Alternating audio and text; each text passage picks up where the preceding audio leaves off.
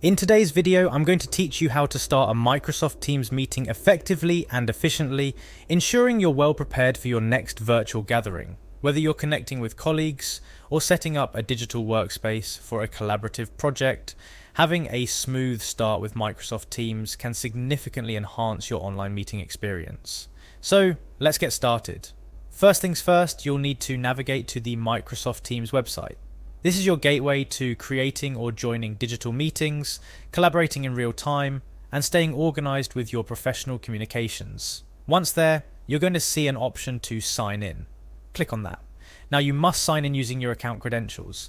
This step is crucial for accessing all the features and meetings linked to your account. After successfully signing in, your next destination within Microsoft Teams is the calendar. The calendar in Teams is a powerful tool that helps you manage your meetings, see your scheduled events, and even start instant meetings. Navigate to the calendar section. It's pretty straightforward from the main dashboard. Now you're all set to initiate a meeting. Look for the Meet Now option. This feature is incredibly handy for starting impromptu meetings or discussions that were not pre-scheduled.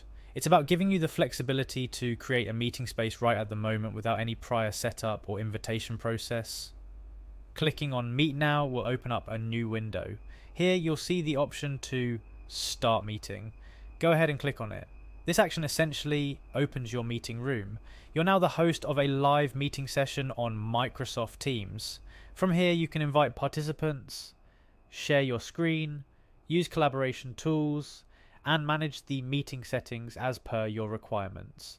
Remember, managing a successful online meeting involves not just starting the meeting, but also ensuring that you have checked your audio, video, and screen sharing settings before you get rolling.